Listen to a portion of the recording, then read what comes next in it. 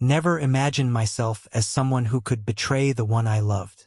When I married Jacob, I truly believed that he was the one. We were that couple everyone admired, high school sweethearts who defied the odds and stayed together. We got married young, right after college, and started building our lives in the suburbs. Jacob was everything a woman could want in a partner. He was caring, hardworking, and deeply committed to our relationship. But sometimes I wondered if that was the problem. Our life together had become predictable. Every morning, Jacob kissed me goodbye before heading off to his job at the financial firm downtown, and I went to work at the local elementary school as a teacher. We had a routine, a comfortable, safe routine. But with time, comfort started to feel like stagnation. I didn't know it then, but that feeling was the beginning of everything that followed. It was around this time that Ethan entered my life. Ethan was one of the parents at the school where I worked. His daughter, Sophie, was in my second-grade class. He was nothing like Jacob, spontaneous, charming, and a little bit reckless. He had a way of making the mundane seem exciting, a spark that I hadn't felt in a long time. The first time I noticed him was during parent-teacher conferences. He came in wearing a leather jacket and a mischievous smile, and there was something about the way he looked at me that made me feel seen in a way I hadn't in years. We began talking after school whenever he came to pick Sophie up. It started innocently enough, just casual conversation. How Sophie was doing in class, sharing stories about the kids. But then our conversations grew longer, more personal. He asked about my life, my marriage. I told myself it was just friendly, but deep down, I knew something was changing. One Friday afternoon, as the school day ended and the hallways emptied, Ethan lingered by my classroom door. I could sense the tension between us, an unspoken understanding that neither of us wanted to acknowledge. "You want to grab a drink?" he asked, his voice smooth and inviting. I should have said no. I knew that. I had a husband waiting for me at home. But in that moment, I couldn't resist the pull. I hadn't felt this alive in years. So, instead of going home to Jacob, I found myself at a quiet bar across town, sitting across from Ethan. The conversation flowed effortlessly. We talked about everything. Our dreams, our regrets, our marriages. He confessed that he and his wife were having problems, and I told him about the distance that had grown between Jacob and me. The more we talked, the more I realized how much I had been missing. With Ethan, I felt excitement, passion, a sense of adventure. I wasn't Jacob's wife or the elementary school teacher anymore. I was just me, an individual with desires and dreams of my own. One drink turned into two, then three. And before I knew it, we were walking out of the bar together, the crisp night air swirling around us. I should have gone home, but I didn't. Instead, Ethan pulled me close, his hands resting lightly on my waist. His touch sent a jolt of electricity through me, a feeling I hadn't experienced in a long time. Without thinking, I leaned in, and our lips met in a slow, passionate kiss. It was the kind of kiss that made everything else disappear. The guilt, the consequences, Jacob. In that moment, there was only Ethan. But the guilt hit hard when I woke up the next morning. I lay in bed, staring at the ceiling, the events of the previous night playing over and over in my mind. I had crossed a line I never thought I would. Jacob was still asleep next to me, blissfully unaware of the betrayal that had taken place. I told myself it was a one-time thing, a mistake, a lapse in judgment. I could move on, forget about it, and everything would go back to normal. But that wasn't the end. Ethan and I began texting, at first innocently enough, but it quickly escalated into something more. The thrill of sneaking around, of stolen moments, was intoxicating. I felt alive again, something I hadn't felt in years. We met in secret, at hotels, in his car, once even in the back of the school after everyone had gone home. Each time, I promised myself it would be the last. And each time, I broke that promise. The guilt weighed heavily on me, but at the same time, I couldn't stop. I justified it by telling myself that Jacob and I had grown apart, that maybe he didn't love me the way he used to. I convinced myself that what I had with Ethan was filling a void, that it was harmless as long as no one found out. But secrets have a way of unraveling, no matter how hard you try to keep them hidden. One evening, after months of the affair, Jacob came home from work earlier than usual. I was in the shower, my phone on the nightstand, and Ethan had just sent me a message far too intimate for a friend. Jacob picked up my phone, and in that moment, everything came crashing down. When I came out of the bathroom, Jacob was sitting on the edge of the bed, my phone in his hand, his face pale. He didn't say anything at first, just looked at me with a mixture of hurt and disbelief. My heart sank, and I knew that he had seen the messages. "Who is he?" Jacob finally asked, his voice quiet but filled with pain. I stood frozen, the weight of my actions crashing down on me.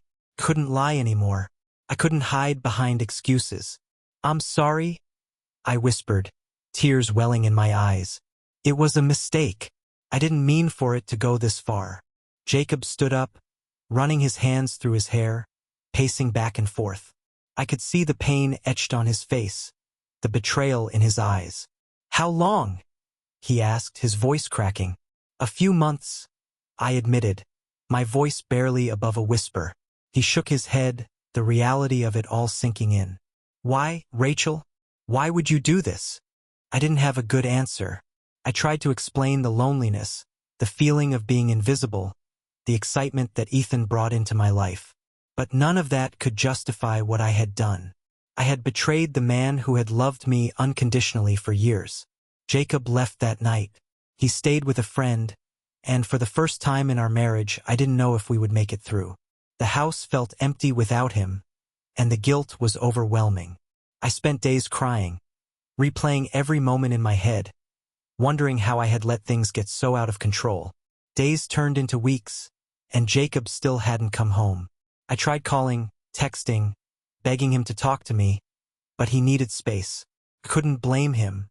I had shattered his trust, and I didn't know if we could ever repair it. One afternoon, about a month after Jacob had left, he came home. He looked tired, worn down, but there was a quiet determination in his eyes. "We need to talk," he said, his voice steady. We sat down at the kitchen table, the same table where we had shared countless dinners, where we had planned our future together. But now everything felt different. There was a chasm between us, and I didn't know if we could bridge it. "I've been thinking," Jacob began, his voice measured. "I don't know if I can ever fully trust you again. But I love you, Rachel. I always have. And part of me wants to fight for this, for us." Tears welled up in my eyes as I listened to him. I didn't deserve his forgiveness, but I wanted it more than anything. "I'm so sorry, Jacob," I whispered, my voice trembling. "I love you too. I made a horrible mistake, and I'll do anything to fix this." Jacob sighed, running a hand through his hair. "It's not going to be easy. We can try counseling, but I need you to understand that this will take time." I nodded, knowing that I was willing to do whatever it took to rebuild what I had broken. We started going to therapy, both individually and together. It was hard, confronting the issues in our marriage, acknowledging the ways we had both failed each other. But slowly we began to heal. Rebuilding our marriage was the hardest thing I've ever done. There were days when the weight of the past felt unbearable, when I didn't know if Jacob and I could ever truly move on. But we kept working at it. Every day was a choice to forgive, to trust, to love again. Over time, the scars began to fade. We became closer, more honest with each other than we had ever been. The love that we had once shared, the love that had been buried under layers of hurt and betrayal, began to resurface. A year after the affair, Jacob and I renewed our vows in a small, intimate ceremony. It wasn't about erasing the past. It was about acknowledging it and choosing to move forward together. That day, as we stood before our closest friends and family, I knew that we had made it through the storm. Years passed, and our love continued to grow. We had 2 beautiful children, a boy and a girl, who became the center of our world. Jacob was an incredible father, and watching him with our children made me fall in love with him all over again. Looking back, I know that the affair was a terrible mistake, one that nearly destroyed us. But it also forced us to confront the problems in our marriage, to be honest with each other in a way we never had before. It wasn't easy, and there were times when I didn't think we would make it. But we did. We survived. And we were stronger for it. Jacob and I built a life together, a beautiful, imperfect life. And every day, I thanked the universe for giving us a second chance. After renewing our vows, Jacob and I set out on a new journey together, one that was different from the life we had known before. Our renewed commitment felt stronger, but the road to rebuilding our trust wasn't easy. There were still difficult days, days when old wounds would reopen, and Jacob would question whether he could ever fully let go of the past. The therapy sessions continued to be an essential part of our healing. We learned how to communicate in ways we hadn't before. I realized that a lot of the distance between us had come from my inability to be honest, not just with Jacob but with myself. I had spent years pretending that everything was fine when deep down, I felt like I was losing a sense of who I was outside of our relationship. With Ethan, I had been seeking a part of myself I thought I had lost, but in truth, what I needed was to be open with Jacob about my fears, my desires, and my struggles. In one session, I remember Jacob looking at me after a long silence. His voice was calm, but there was a hint of vulnerability that I hadn't seen before. "I don't just want us to survive this, Rachel," he said softly. "I want us to be happy again." Those words hit me hard. For so long, we had been focused on getting through the storm that we hadn't stopped to think about what came after. Could we truly be happy again? Could we build something even stronger than before? That was when I made a decision to not just fight for our marriage, but to fight for our happiness. It meant changing the way we lived, prioritizing our relationship in ways we hadn't before. It meant taking time for just the two of us, rediscovering each other not just as partners but as individuals who had grown and changed over time. We planned small getaways, just the two of us, where we could talk without distractions. I started surprising Jacob with date nights, something we had stopped doing after the first few years of marriage. Slowly, those little gestures helped us reconnect in ways I hadn't thought possible. The joy of being with him returned, and I could see that same spark in his eyes, the one that had been missing for so long. But it wasn't just the big moments that mattered. It was the small, everyday things that helped us rebuild. We made a conscious effort to be more present with each other, whether that meant sharing our days over dinner or simply holding hands while watching TV after the kids went to bed. I realized that our love wasn't about grand gestures or fleeting passion. It was about the quiet, steady moments that made up our lives together. 2 years after we renewed our vows, our first child, Emma, was born. The moment I held her in my arms, I felt a wave of emotions wash over me. She was this tiny, perfect person who represented everything Jacob and I had fought for. Her birth marked the beginning of a new chapter for us, one that was filled with joy, exhaustion, and a whole new kind of love. Becoming parents changed everything, our priorities, our routines, and even the way we saw each other. Jacob embraced fatherhood with a tenderness that melted my heart. He was patient and attentive, always making sure I had everything I needed in those first few months of sleepless nights and constant feedings. Watching him with Emma, seeing the way his face would light up every time she smiled, made me fall in love with him all over again. But as any parent knows, raising a child comes with its own set of challenges. There were moments when the stress of sleepless nights and the endless demands of caring for a newborn would push us to the edge. We had our fair share of arguments about who was more tired, whose turn it was to get up in the middle of the night, or who had more responsibilities during the day. One particularly rough night, after Emma had been crying for what felt like hours, Jacob and I found ourselves in a heated argument in the middle of the kitchen. We were both exhausted, frustrated, and overwhelmed. The words flew out of my mouth before I could stop them. "Maybe this is all too much," I snapped, tears welling up in my eyes. "Maybe we weren't ready for this." Jacob's face softened immediately. He stepped toward me, pulling me into his arms, even though I could see the exhaustion in his own eyes. "We'll figure it out," he whispered into my hair. "We've made it through worse, haven't we?" I nodded against his chest, realizing that he was right. We had made it through so much already, and we weren't about to let sleepless nights and dirty diapers tear us apart. In that moment, I understood that being parents didn't mean we had to be perfect.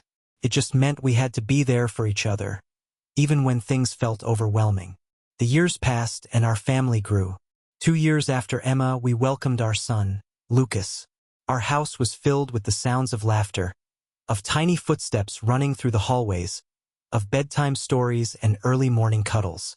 It wasn't always easy. There were still days when the stress of juggling work, kids, and our marriage felt like too much. But through it all, we remained committed to each other, to our family, and to the life we had built. As the years went by, the pain of the past began to fade. It didn't disappear entirely, but it no longer had the power to define us. We talked openly about what had happened, about the mistakes we had both made and the lessons we had learned. There was no longer any anger or resentment, only understanding and acceptance. I remember one night, after the kids had gone to bed, Jacob and I were sitting on the porch, sipping wine and watching the stars. It was one of those rare moments of quiet in the chaos of parenthood, and we were both savoring it. Jacob turned to me, his hand reaching for mine. "I'm glad we made it through," he said softly. "There were times I didn't think we would." I squeezed his hand, feeling a rush of emotion. "Me too," I replied. "I'm so grateful for you, for us." He smiled, leaning in to kiss me softly. It was a kiss filled with all the love, pain, and hope we had shared over the years. It was a kiss that reminded me of how far we had come. That night, as we sat there together, I realized something profound. Forgiveness isn't a single act. It's a choice we make every day. Jacob had chosen to forgive me, and I had chosen to forgive myself. And in that forgiveness, we had found something even stronger than what we had before. We had found peace. If there's one thing I've learned over the years, it's that happily ever after isn't a destination. It's a journey, a series of choices, of moments, of ups and downs. It's the decision to wake up every day and choose each other, even when it's hard, even when life throws challenges our way. Jacob and I aren't perfect, and our marriage isn't either, but it's real and it's ours. We've been through betrayal, heartache, forgiveness, and joy. We've built a life together, a family, and a love that has withstood the test of time. Now, as I watch our children grow, as I see the love and stability we've provided for them, I know that everything we went through was worth it. The affair, the pain, the healing. It all led us here, to this beautiful, imperfect life that I wouldn't trade for anything. Jacob and I still have date nights. We still laugh, we still argue, and we still love each other deeply. Our children are growing up surrounded by that love, by the strength of a marriage that has endured. As I sit here, writing this, I can hear the sound of Emma and Lucas playing in the backyard, their laughter echoing through the house. Jacob is in the kitchen, making his famous pancakes for dinner, something he started doing as a fun tradition on lazy Sunday nights. I smile, knowing that despite everything, we made it. We're not the same people we were when we first got married, and that's okay. We've grown together, weathered the storms, and come out stronger on the other side. And as I join Jacob and the kids in the kitchen, I realize that this, right here, right now, is our happily ever after. Life didn't stop testing us after we made it through the affair. If anything, it felt like the universe kept throwing more at us just to see how much we could handle. After Emma and Lucas started growing out of their baby years, the dynamics at home shifted again. The chaos of toddlers turned into the challenges of raising young kids with big personalities and even bigger emotions. Emma was a sensitive, thoughtful child, always asking questions about the world that left me speechless. At 6, she was already trying to understand the complexities of life in ways that made me wonder how we'd manage when she became a teenager. Lucas, on the other hand, was all energy and mischief. He had Jacob's adventurous spirit, always getting into things he wasn't supposed to, pushing boundaries, testing limits.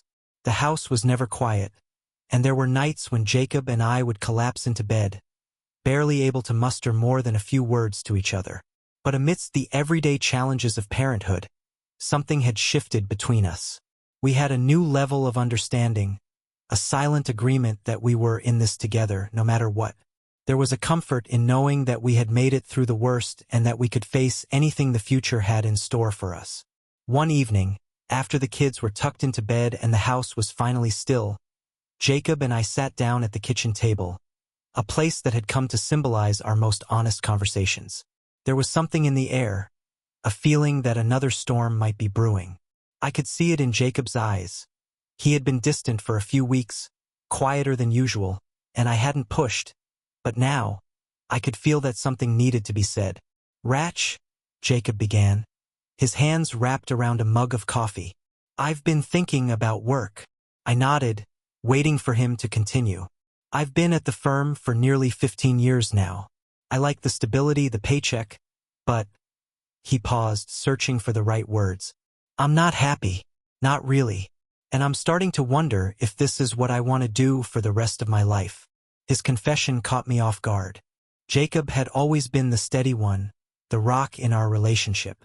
The idea of him feeling restless, of him wanting something different, threw me for a loop. "What do you mean?" I asked gently, sensing there was more. He sighed, running a hand through his hair. I want to start my own business. It's something I've been thinking about for a while. I love working with numbers, with finance, but the corporate grind, it's draining. I want to build something that's ours." I could feel the weight of his words, the uncertainty in them. Starting a business was a huge risk, especially with 2 young kids, but I also knew how important it was for Jacob to find fulfillment in his work. "Do you have a plan?" I asked, trying to keep my voice steady. Jacob smiled, the first real smile I'd seen from him in weeks. "I've been working on a proposal, researching what it would take. It's not going to be easy, and we'll have to tighten our belts for a while, but I think it could be worth it." As he spoke, I could see the passion in his eyes, the excitement that had been missing for so long.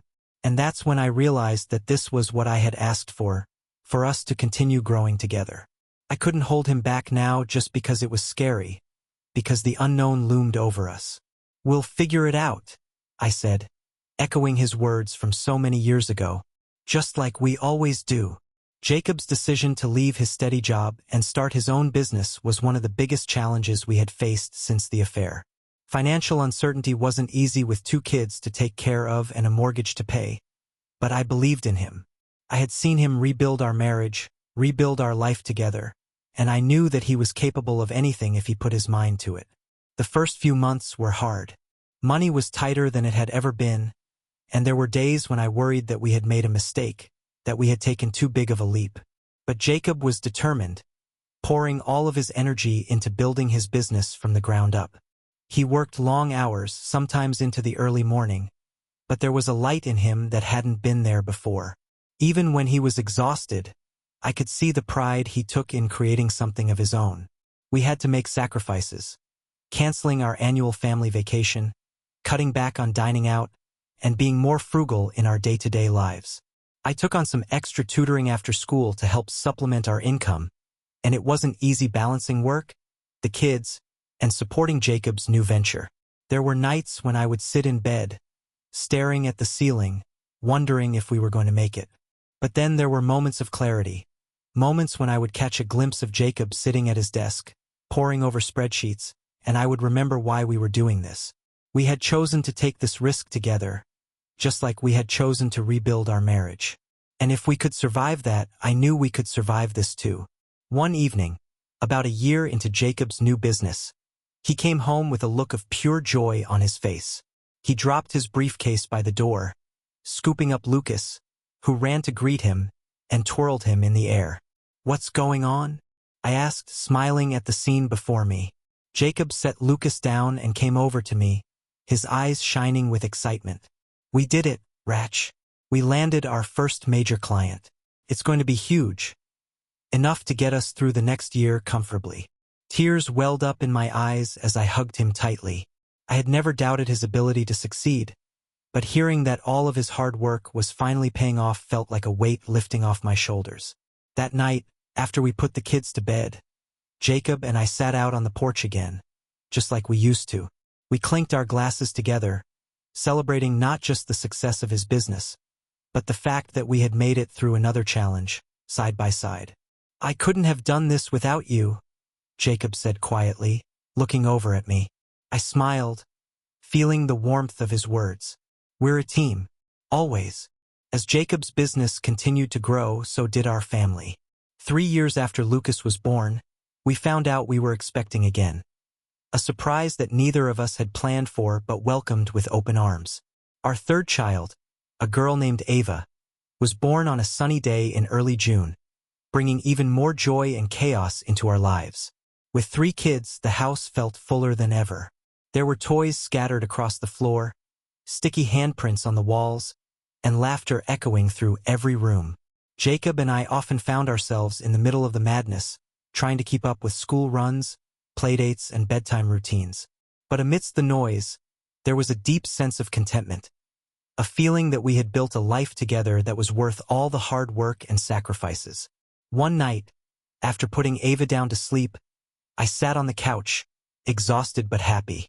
Jacob came in, his face tired but smiling. He sat down next to me, pulling me into his arms, and we sat there in comfortable silence for a while, listening to the quiet hum of the baby monitor. "We've come a long way, haven't we?" he said softly. I nodded, leaning my head on his shoulder. "We really have."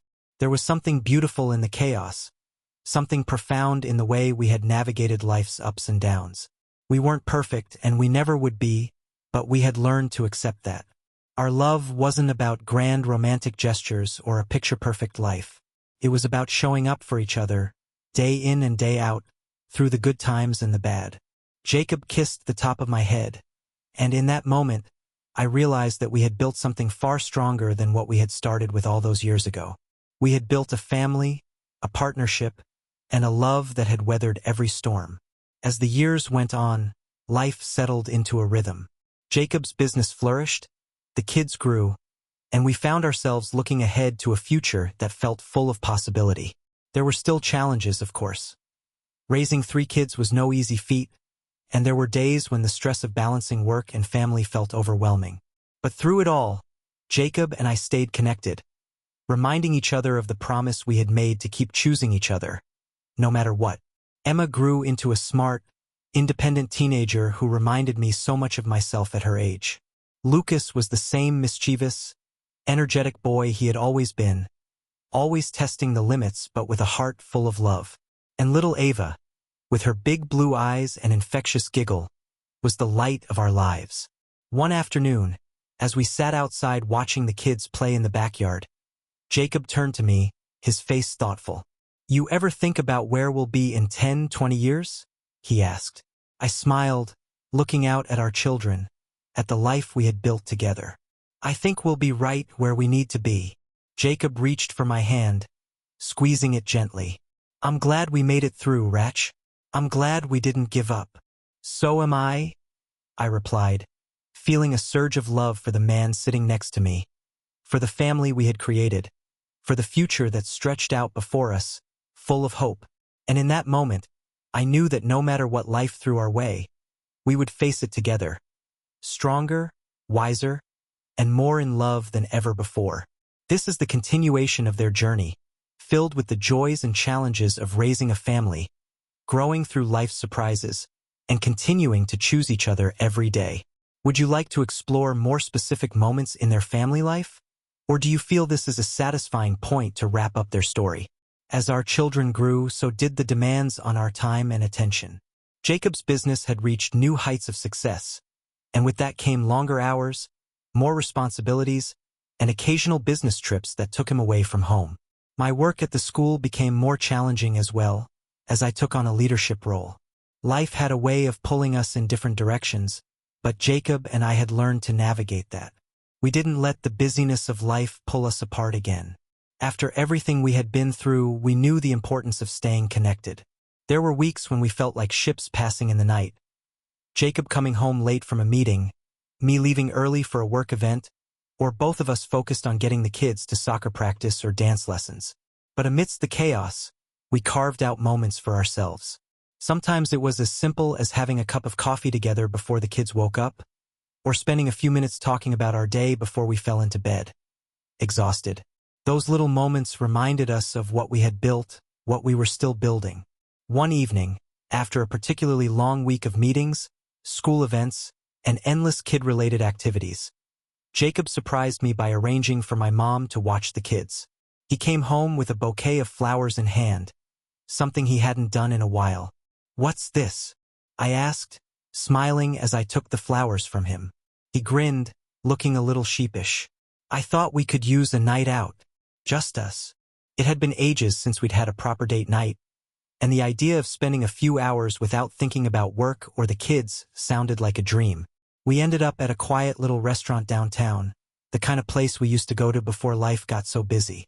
As we sat across from each other, sipping wine and talking about everything and nothing, I felt a warmth spread through me. It was so easy to forget in the day-to-day grind that we were more than just parents or partners. We were still the same people who had fallen in love all those years ago. At one point, Jacob reached across the table, taking my hand in his. His touch was familiar, comforting, but there was something in his eyes that reminded me of the early days of our relationship, when every touch, every glance, felt electric. "I miss this," he said softly, his thumb gently stroking the back of my hand. "I miss us." "I do too," I admitted, feeling a lump rise in my throat. "But we're still here. We haven't lost us." Jacob smiled, squeezing my hand. "No, we haven't. And I don't want to." That night, as we walked through the city streets hand in hand, I realized how far we had come. We had faced betrayal, pain, and uncertainty, but we had emerged on the other side stronger. We had built a life that was messy, beautiful, and filled with love. And through it all, we had learned that love wasn't just about passion or romance. It was about choosing each other every single day, even when it wasn't easy. As the kids grew older, the challenges of parenting changed. Emma, now a teenager, was starting to navigate the complicated world of high school. Friends, boys, and the pressures of fitting in. She was a bright, thoughtful girl, but like any teenager, she had her moments of rebellion. There were times when she would come home from school, slam her bedroom door, and refuse to talk about whatever had happened that day. I remembered those teenage years all too well, and I tried to give her space, but it wasn't always easy. One evening, after a particularly tough day with Emma, she had been upset about something a boy at school had said, and we had ended up in a shouting match. I found myself sitting on the couch, feeling utterly drained. Jacob came in from his home office, noticing the look on my face, and sat down beside me. "What happened?" he asked, his voice gentle. "Emma," I sighed, rubbing my temples. "She's going through something, and I don't know how to reach her. Every time I try to talk, she just shuts me out." Jacob leaned back, staring at the ceiling. "She's at that age. I remember being like that with my parents. Everything they said felt like an attack, even when it wasn't." I nodded, knowing he was right, but it didn't make it any easier. "I just don't want to lose her, Jacob. She used to tell me everything, and now, she barely talks to me." Jacob wrapped his arm around me, pulling me close. "You won't lose her. She's just figuring things out, and we'll be here when she's ready to talk." His words were comforting, but they didn't take away the sting of feeling disconnected from my daughter. The next morning, as Emma rushed out the door to catch her bus, I caught a glimpse of the young woman she was becoming. A mix of the little girl I had raised and the independent person she was growing into. It was a bittersweet moment, realizing that she was starting to carve out her own path, and that part of my role as her mother was learning when to step back. Lucas, on the other hand, was still his energetic self, but as he approached his middle school years, I could see him beginning to wrestle with his identity too. He was smart, but sometimes reckless, and Jacob and I had to keep a close eye on him. He had a tendency to push boundaries, nothing too serious, but enough to keep us on our toes. There were evenings when I felt like Jacob and I were juggling too much. Our careers, our marriage, the demands of raising 3 very different children. But through it all, we leaned on each other. We were a team, and no matter how hard the days got, we faced it together. One summer, when Emma was 16, we decided to take a family trip to the mountains. It had been years since we'd all gone away together, and with Jacob's business doing well and the kids out of school, it felt like the perfect time to reconnect.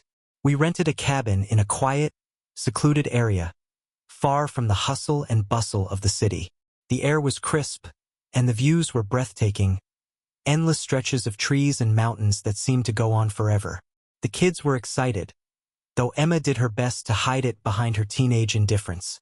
The first few days were filled with hikes, bonfires, and long conversations over hot chocolate. Jacob and I took turns pointing out constellations to Lucas and Ava, while Emma stayed glued to her phone, half listening. But even she couldn't resist the beauty of the place, and by the end of the week, I could see her walls coming down. She laughed more, even joined us on a few hikes without complaint. One evening, after the kids had gone to bed, Jacob and I sat out on the porch, wrapped in blankets and watching the stars. The quiet was comforting, a stark contrast to the noise of our everyday lives. "We should do this more often," I said, leaning my head against Jacob's shoulder. "Yeah," he agreed, his arm draped around me. "It's nice to get away from everything." There was a peacefulness in the air, a sense that, for the first time in a long time, we weren't rushing from one thing to the next. I looked over at Jacob, his face relaxed in the glow of the moonlight, and I felt a deep sense of gratitude for the life we had built together. As the years continued to pass, we faced new struggles, both in our family and in our marriage. Jacob's business had grown significantly, which was a blessing in many ways, but it also meant more time away from home. There were stretches when he had to travel for work, sometimes for weeks at a time, and the strain of that distance began to take its toll. It wasn't just about the physical absence. There were times when, even when he was home, his mind was elsewhere, focused on the business, on the next big project or client. I found myself feeling lonely, even though we were still under the same roof. It was a familiar feeling, one that I hadn't felt since before the affair, and that scared me. One night, after the kids were in bed, I decided to bring it up. We were sitting in the living room, Jacob reading through some emails on his phone while I pretended to watch TV. "Jacob," I started, my voice hesitant. "Can we talk?" He looked up from his phone, immediately sensing the seriousness in my tone. "Of course. What's going on?" I took a deep breath, trying to find the right words. "I feel like we're drifting apart again." Jacob's brow furrowed, and he set his phone down, giving me his full attention. "What do you mean? I know the business is important, and I'm so proud of everything you've accomplished, but it feels like you're always somewhere else. Even when you're here, your mind is on work, and I miss you." The weight of my words hung in the air, and for a moment, Jacob didn't say anything. He just looked at me, his expression softening as he realized the truth in what I was saying. "I didn't realize," he began, his voice quiet. "I've been so caught up in everything. I didn't see what it was doing to us." Tears welled up in my eyes, but I quickly wiped them away. "I don't want us to go back to that place, Jacob. I can't go through that again." Jacob reached for my hand, his grip firm and reassuring. "Neither can I. We'll fix this. I promise." And just like that, we made another promise to each other, to be more present, to prioritize our marriage even in the midst of the chaos. It wasn't always easy. There were still long hours and business trips, but we made time for each other, even if it meant scheduling date nights or simply sitting together in the evenings, talking about our day. As the kids entered their teenage years, I could feel the shift in our family dynamic. Emma was now preparing for college, an exciting yet terrifying milestone that made me realize how fast time had flown. Lucas was following in her footsteps, his rebellious nature giving us more than a few sleepless nights, while Ava, our youngest, was starting to find her own way. The house was still filled with laughter and noise, but I knew that soon enough, it would be quieter. Emma would be leaving for college in less than a year, and the thought of her being away filled me with a mix of pride and sadness.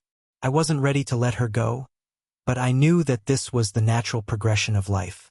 One evening, after a long family dinner, Jacob and I stood in the kitchen, washing dishes while the kids argued over a board game in the next room. He looked over at me, a smile tugging at the corner of his lips. "They're growing up fast, huh?" he said, his voice soft with nostalgia. I nodded, my heart full of emotion. "Too fast." Jacob set the dish he was holding down and pulled me into his arms, holding me close. "We've done a good job, you know? We've built something beautiful." I smiled against his chest, feeling the truth in his words. Despite all the challenges we had faced, The affair, the business, the ups and downs of raising a family, we had come out stronger. Our love had grown and evolved over the years, and now, as we stood on the cusp of a new chapter, I knew that we were ready for whatever came next. "Whatever the future brings," Jacob whispered, his lips brushing against my hair, "we'll face it together." And as I stood there, wrapped in his embrace, I knew that he was right. We had made it through the hardest of times, and now, with our children growing and our lives evolving, there was nothing we couldn't handle. Together. The day Emma left for college was a strange mix of pride, excitement, and sadness. Jacob and I helped her pack the car, trying to keep the mood light, but there was a heaviness in the air. As we drove to her campus, I found myself glancing at her in the back seat, wondering how it had all happened so fast. My little girl, the one I used to read bedtime stories to, was now a young woman ready to carve out her place in the world. We spent the day helping her settle into her dorm, meeting her roommates, and exploring the campus. Emma was polite, but I could tell she was eager for us to leave, to start her new adventure. It was hard not to feel a little hurt by that, but I remembered how I had felt at her age, eager to spread my wings and leave the nest behind. When the time came to say goodbye, Emma hugged Jacob first, then turned to me. I could see the emotion in her eyes, even though she tried to hide it.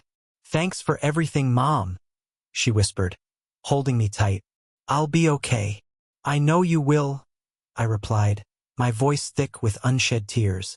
"I'm so proud of you, Emma." As we drove back home, the car felt emptier without her. Jacob reached over and squeezed my hand, sensing my emotions. He didn't say anything, but the gesture was enough to remind me that we still had each other. The silence between us was comfortable, though tinged with the bittersweet reality that our family dynamic was changing once again. With Emma off at college and Lucas entering his junior year of high school, things at home began to quiet down. Ava, still in elementary school, kept us busy, but it was becoming clear that Jacob and I were approaching a new chapter in our marriage. The empty nest was no longer a distant thought, but a reality looming closer with each passing year. At first, I worried about what that would mean for us. So much of our lives had been focused on the kids, their needs, their schedules. I wondered if we would have anything left to talk about once they were gone, if we would find ourselves drifting apart again, like we had in the past. But, to my surprise, as the house became quieter, something unexpected happened. Jacob and I started rediscovering each other, in ways we hadn't had time for in years. We began taking more weekend trips, something we hadn't done since the early days of our marriage. With Ava spending weekends at sleepovers or with friends, Jacob and I had more freedom to reconnect, to spend time together without the constant demands of parenthood. Whether it was a quick getaway to a cabin in the mountains or a spontaneous drive to the beach, those moments reminded me of why I had fallen in love with him in the first place. One weekend, we took a trip to a small town by the lake, a place neither of us had ever been. The town was quiet, with little shops and cozy cafes lining the streets. We spent the day wandering around, talking about everything from work to dreams we hadn't shared in years. That night, sitting on the porch of the bed and breakfast we were staying at, Jacob reached for my hand, his eyes reflecting the glow of the moonlight. "I'm glad we're getting this time," he said softly, his voice filled with sincerity. I nodded, feeling the same warmth in my chest. "Me too. I feel like we've been so focused on the kids and everything else that we forgot about us." He smiled, a small, knowing smile that made me realize he had been feeling the same way. "But we're still here, aren't we? Still figuring it out, like we always do." That weekend was a turning point. It wasn't that we had forgotten about each other over the years, but we had let life get in the way. Now, with the kids growing older, we had the chance to refocus on our marriage, to find new ways to love each other. Just as Jacob and I started settling into this new rhythm, life threw us another curveball, Lucas. Lucas had always been a bit of a handful, his rebellious streak showing even in his early years. But as he got older, that rebellion started to manifest in ways that neither Jacob nor I were prepared for. He began hanging out with a rough crowd, kids who skipped school and partied a little too hard.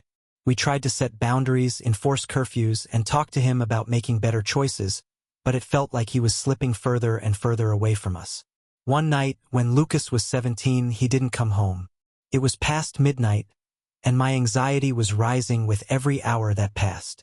Jacob, ever the calm one, sat beside me, though I could see the worry etched on his face. "I'm going to call him again," I said, reaching for my phone. Jacob stopped me, placing his hand over mine. "Let's give it a little more time. He'll come home."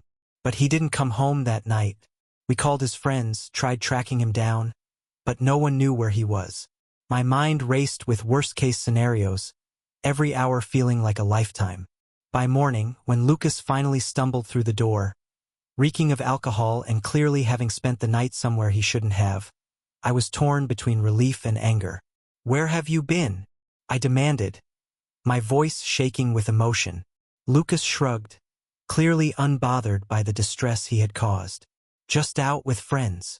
"Out all night," Jacob interjected, his tone sharper than I had ever heard it. "We've been worried sick, Lucas. You didn't call, you didn't answer your phone. Do you even care how this affects us?" Lucas rolled his eyes, the typical teenage defiance written all over his face. "I'm not a little kid anymore. You guys don't have to worry about me so much."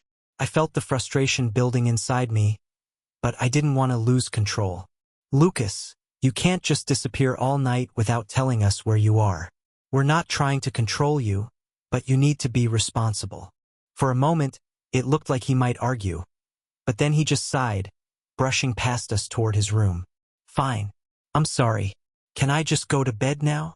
Jacob and I watched him go, the weight of the situation settling heavily on both of us. It wasn't just about this one night. It was about the growing distance between us and our son, the fear that he was heading down a path that we couldn't pull him back from. Later that night, Jacob and I sat down to talk. "What are we going to do?" I asked, my voice filled with worry. "He's so angry all the time. He doesn't listen. I feel like we're losing him." Jacob leaned back in his chair, running a hand through his hair. "I don't know, but we have to try something different. Yelling isn't working. Punishments aren't working. Maybe we need to give him more space." "More space?" I asked, incredulous. "He's already acting like he's grown. How is more space going to help?" Jacob gave me a thoughtful look. "Maybe he needs to feel like he has more control over his life. He's almost an adult, Ratch. We can't hold on to him forever. We have to let him figure things out, even if it means making mistakes." It was a hard pill to swallow, but I knew Jacob was right. Lucas was nearing adulthood, and we couldn't control every choice he made. We had to trust that the values we had instilled in him would eventually guide him back to the right path. It wasn't easy, but over the next few months we tried a different approach. Instead of confronting Lucas every time he made a mistake, we focused on open communication. We listened more, argued less, and slowly we began to see a change in him. It wasn't perfect, and there were still tough days, but gradually Lucas started making better choices. He still had that rebellious streak, but it no longer felt like he was drifting so far away. While Lucas kept us on our toes with his teenage antics, Ava was growing up fast, too. Our youngest, the baby of the family, was starting to find her own way in the world. She had always been independent, but now, as she approached middle school, she was blossoming into a confident, curious young girl. Ava had a creative spirit. She loved to paint, draw, and explore the world through art. Jacob and I often found her sitting by the window, sketchpad in hand, lost in her own world. There was something calming about watching her create, seeing her imagination come to life on the page. One weekend, Ava came to me with a request. "Mom, can I take art classes? Like real ones with an actual teacher?" I smiled, surprised by the seriousness in her voice. "Of course, sweetie. We'll find you a good class." Ava beamed, her excitement infectious. "Thanks, Mom. I can't wait." Watching Ava thrive in her art classes was a joy. It was clear that she had a talent for it, and seeing her passion grow reminded me of the importance of encouraging our children's dreams, no matter how big or small. As Ava grew more confident in her abilities, she began entering local art competitions. I remember the first time she won. As Ava's art blossomed, so did her confidence. Watching her stand proudly in front of her first prize-winning painting at a local gallery was a moment that filled both Jacob and me with an indescribable pride. She had worked so hard, pouring her heart into her work, and seeing her succeed reminded me how quickly time was passing. It felt like just yesterday that I was tucking her into bed, reading her bedtime stories, and now she was becoming her own person. Lucas, too, had grown in ways I hadn't anticipated. By the time he graduated from high school, the rebellious streak had softened, replaced with a quiet determination to find his place in the world. He had been accepted to a trade school for mechanics, something he had discovered a passion for after spending a summer working in a garage. I saw in him the same drive and hands-on creativity that Jacob had in his own work, and it gave me peace to know that Lucas was carving out his own future, despite the rough patches along the way. Emma was thriving in college, her independence blossoming just as we had hoped. Every time she came home for breaks, I could see how much she had matured. We had our long talks in the kitchen, and it felt like the strained distance we had once felt during her teenage years had been replaced by something deeper. A bond between mother and daughter, now stronger than ever. Life, I realized, was all about these seasons. Each one brought its own challenges and joys, and just when you thought you had everything figured out, things changed again. But in the midst of it all, Jacob and I were still here, still holding on to each other, still figuring it out just like we always had. A few years later, the day we had both been dreading and anticipating arrived. Ava was heading off to art school, having been accepted to a prestigious program out of state. She was the last one to leave, the baby of the family, and as we helped her pack up her things and said our goodbyes, it hit me harder than I had expected. The house was so quiet after she left. It was strange not hearing her laughter or the sound of her pencils scratching across paper. For the first time in decades, it was just Jacob and me. The first few weeks were a whirlwind of emotions. Loneliness mixed with relief, sadness mixed with excitement for what was to come. But as we adjusted to the quiet, I realized something beautiful. This new chapter, just like the ones before, was another opportunity for Jacob and me to rediscover each other. With no more kids to chase after, we had time again. Time to travel, time to try new things, time to just be together without the constant demands of parenthood. We found joy in the little things, taking morning walks through the neighborhood, trying new restaurants, and even starting a few projects around the house that we had put off for years. One evening, after a long day of working on the garden, we sat on the porch, watching the sunset. It was one of those peaceful, golden moments where everything felt perfectly still. Jacob reached over, his fingers intertwining with mine. "Do you ever think about everything we've been through?" he asked, his voice soft. I smiled, leaning my head on his shoulder. "All the time. It feels like a lifetime ago. Doesn't it?" "It does," he agreed, squeezing my hand. "But I wouldn't change any of it." I turned to him, surprised. "Not even the hard parts?" Jacob looked out at the horizon, a thoughtful expression on his face. "No, not even the hard parts. Because all of it, the mistakes, the heartbreak, the rebuilding, it made us who we are now. It made this," he gestured around us, "possible. And I wouldn't trade this for anything." His words brought a lump to my throat. It was true. Every struggle we had faced, every challenge, had brought us closer, had made our love stronger, more resilient. The affair, the years of raising kids, the near misses and the triumphs. They had all led us here, to this moment of peace, of quiet happiness. As the years passed, our family grew in new ways. Emma graduated and started her career. Lucas found success in his own business as a mechanic, and Ava's art began to be featured in galleries. The kids would come home often, filling the house with noise and laughter during holidays and family gatherings. We welcomed grandchildren into the world, little ones who brought new light into our lives. Jacob and I, now older and grayer, continued to build our life together. There were challenges, of course, health scares, the inevitable slowing down that comes with age. But through it all, we held on to each other. One evening, many years after the kids had all grown and started their own families, Jacob and I sat in the backyard, watching the grandchildren play. The setting sun cast a warm, golden light over the yard, and the sounds of laughter filled the air. Jacob turned to me, his eyes filled with the same love I had seen on the day we renewed our vows so many years ago. We did good, didn't we? I smiled, feeling the weight of all the years, all the love, and all the life we had shared. Yeah, we did. As I watched our grandchildren run around, I realized that this was our legacy. Not just the family we had built, but the love that had survived every trial, every mistake, every storm. We had created something lasting, something beautiful, something real. In that moment, I felt an overwhelming sense of peace. Life had brought us full circle, from the excitement and passion of young love, through the trials of betrayal and forgiveness, to the deep, abiding connection that we now shared. We had built a life together, a life filled with joy, pain, laughter, and love. And I knew that, no matter what the future held, Jacob and I would face it together, just as we always had.